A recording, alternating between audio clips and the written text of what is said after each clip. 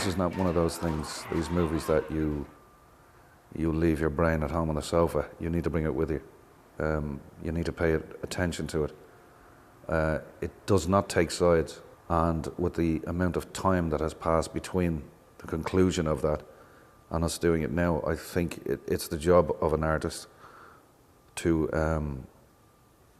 their job is to hold a mirror up to society, and I think this project most definitely does that.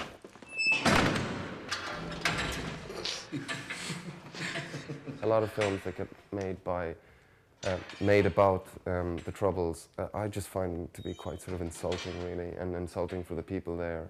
I think, whatever anybody else says, we tried to make it in an honest as possible way, and as visceral as that experience was. Steve was always going to have an unusual approach, an exceptional strong visual language, and also probably not go down a conventional sort of drama structural route. And I think we needed a writer who was going to be excited by that rather than terrified by it, as some might have been. When I heard that it was Steve, I thought, well, this is going to be a very this will be a very strong voice and creatively quite a big hold on it. So I think we're going to be looked after here. I think the content is going to be looked after. And when knowing what the content was, I thought, well, this is something that we just have to be very, very careful with. To tackle this particular subject and to filming it in Belfast, you're not making it easy for yourself. You know what I mean? And it shouldn't be easy. It should be difficult.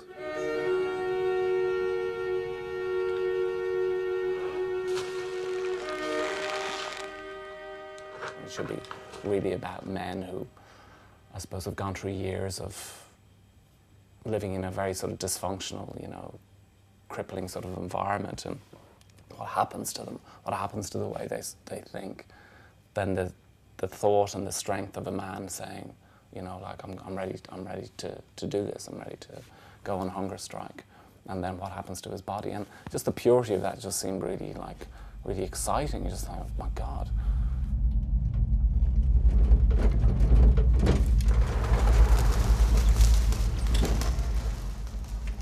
The movie ain't about what's the truth or who was right or who was wrong. It would never be that blasé or smug.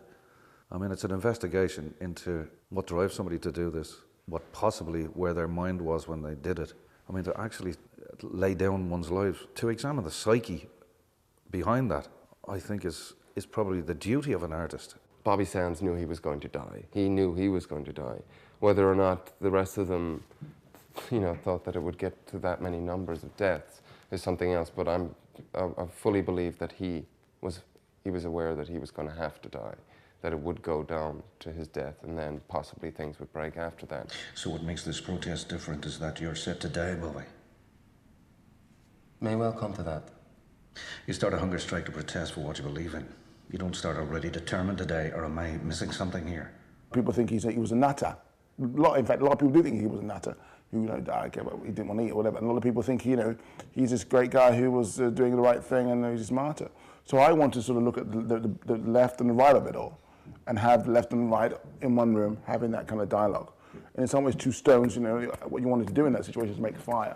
There was so much more important stuff than dialogue happening within this, and it was written so beautifully, both by Steve and by Enda, and that even reading it, you became involved in the images that were being created, and you started to think, that's just going to look amazing. I would be lying if I said, as an actor, you pick up a script and you go, right, okay, and okay, there's no lines on that page. You do that, you do it, and once you get over that and start to realise, the importance of actually what it is, which is why the character of Ray appealed to me so much, because he hardly says a word.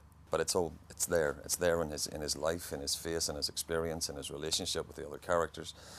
He doesn't need to speak, or he shouldn't need to speak. Hopefully, fingers crossed. If what I'm trying to do translates, then I think I've got something right. Being a part of something that everyone believed in was great, and that's everyone, the whole production.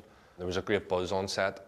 There was a great vibe, and that I'm grateful for, and as an actor that really helped me, because you're surrounded with people who believe in what's being made.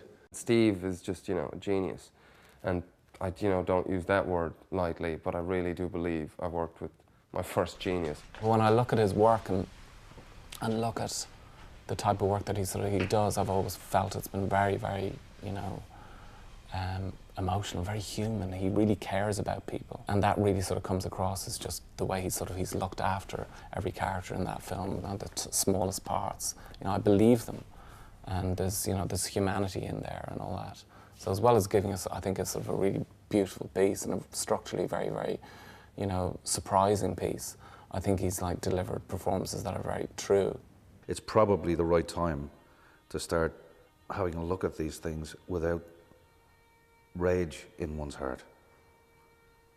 And I think it's probably a very good time to see something like this.